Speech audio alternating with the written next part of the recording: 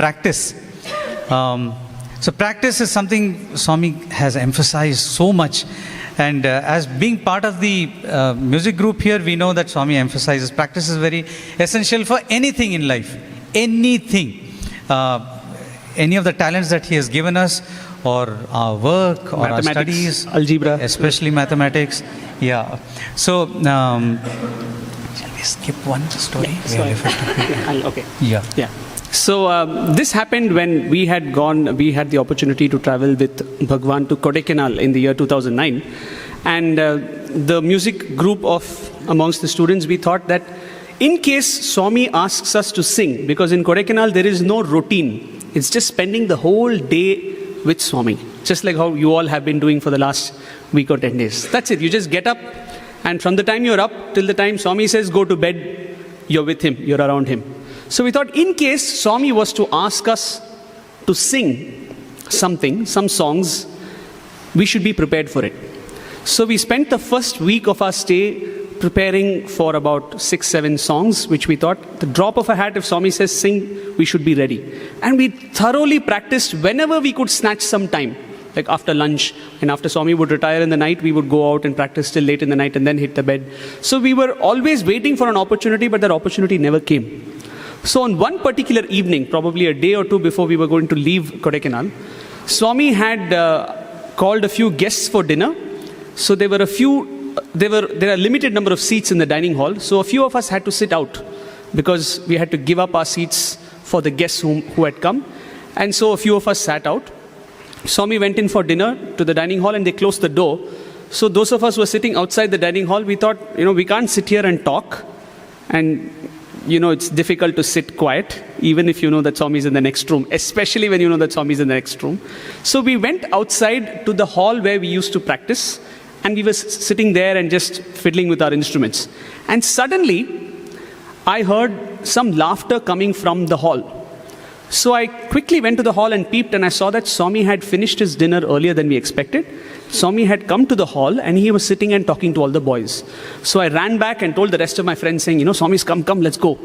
And as we were coming in through the door, Swami saw me first come in, and then he gave me a look. So I quietly sat down wherever near the door. I just plonked. The next guy came. Swami looked at him. 3, 4, the 5th person came in, and Swami had enough. Swami said, "Where are all of you coming from?" So we said, this brother who was next to Swami, he said, "Swami, they were all Patalu practice chestunaru." They were all practicing. Patalu means songs. And in Telugu, Patalu means songs, Matalu means chit-chat. Right? So he said, "Swami, they were practicing Patalu." Swami said, "They were not practicing Patalu, they were doing Matalu. They were all chatting. Don't tell me that they were sitting there and practicing." He looked at us and said, "Were you practicing? Have you practiced?" And we said, "Yes, Swami." "Sing, let me see." It was almost like a challenge, Swami said, "Let me see if you have practiced." This was that moment that we were waiting for. We quickly dragged the instruments, we put our things together, and we sang 2-3 songs, and Swami was so happy. But the point is, yes, it was a very wonderful, memorable incident. We were waiting for it, and the circumstances in which it came up was much different than what we expected. But if we have to be ready for the opportunity, we will be truly ready for that opportunity only if we have put in our efforts before the moment. Only if we have been practicing. And by this is not restricted only to the music group. This could be to any opportunity that we are waiting for as a seva. Whatever talent it is that Swami has given us, we have to constantly put in the effort to practice, because we never know when the opportunity will come. And when we were talking about this particular point, as recent as 10 days ago, there was this brother who has just joined the Bhajan group. He has just joined a month ago. And let me tell you as an aside, Sir was so impressed, and we know how much, we value his inputs. I mean, he tells us, "You sang well today, that's it. The month is made." It's not the day, not the session. The month is made. And here he came and told me about this. Yeah, this is humility, right? So he came and I remember him coming and telling me, saying, "This particular boy, he's singing so well. When I went for the auditions, I just kept telling him, yeah, sing one more, because it was so nice to listen to him. And he was clearly so impressed with the singer. So on one occasion, 10 days ago, suddenly the bhajan group in charge looks at that boy and says, will you sing today? Will you start singing today? That's what he's been waiting for, right? He's practiced. He knows like 300, 400 bhajans at least. He has cleared the auditions. He said, no. The in charge looked at him and said, why not? He said, sir, I'm not confident.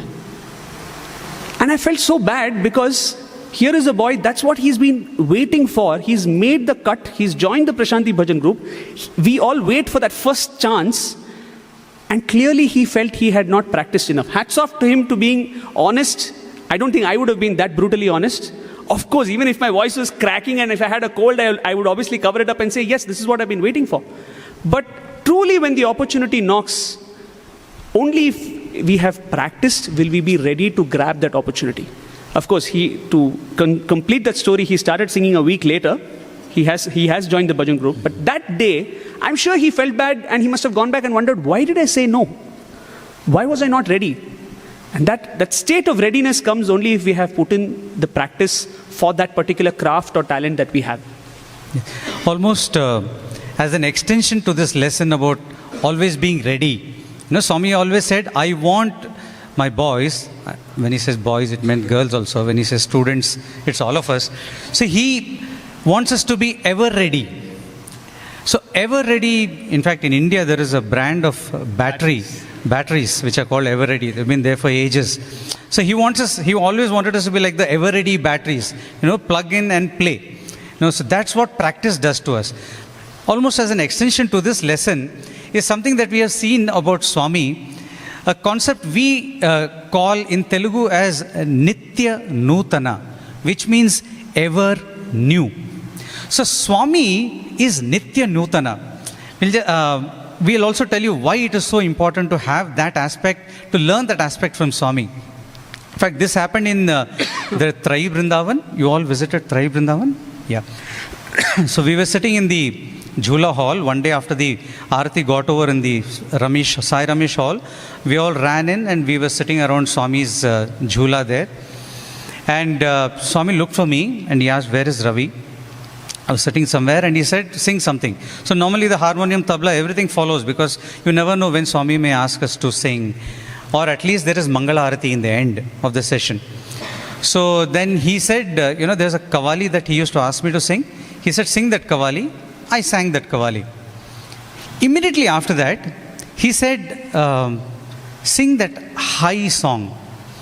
So I thought it was another song which went high. So I sang another song. Then after that he said, not this, the other song, high song. So I sang another song which went high. Then he was clearly not happy. Then the warden started prompting. He said, maybe it is this Kavali. Then I sang another Kavali. Swami said, no, not this. So 4 or 5 songs later, Swami said, you only tell. No, everybody else stop prompting this guy. He looked at me and said, what is that song? That song that I asked you to sing. Then I slowly mumbled, Swami, Mohabbat ki kami. Because that was the first one which I had sung that evening inside. I said, Swami, Mohabbat ki kami. Haan, Adi, sing that, he said. I had just sung that about 15 minutes earlier. But that was what he was looking for immediately. So I sang the whole Kavali once again.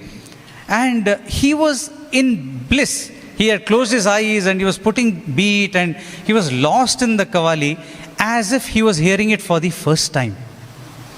Even if somebody hearing a Kavali for the very first time in their lives wouldn't have enjoyed it this much. But Swami heard the same Kavali twice within 15 minutes and he enjoyed it equally at both times. And I was quite perplexed.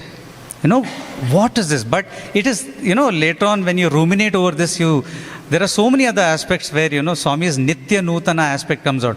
But this is something that I experienced, that he is so childlike, in that sense, that is what he wants us to be. So childlike in enjoyment of, something like Kirtana or Sankirtana. And he's ever new. He wants it again, he'll enjoy it equally, like a child. And why that is important for us as a lesson is, we are talking about practice, the previous thing we supposed to have learned from Swami. Practice is important because he says every bhajan that you want to sing, practice it 100 times. Can you imagine practicing something 100 times? Imagine a bhajan like Bolo Narayana Jai Jai Vithala. Okay, you practice it once, twice, 3 times, 100 times. When are you going to reach 100 times? And how bored are you going to get by the time you reach, 50, 60? But that's what Swami wants us to do. Practice it 100 times. That he has told us. How can you practice it 100 times and not get bored? It is by by absorbing this quality of Swami, which is Nitya Nutana. So for Swami, every time that we sing it, we should understand that he is going to enjoy it equally. So every time we have to sing it for him, we have to render it with the same devotion, with the same kind of what we would call enthusiasm.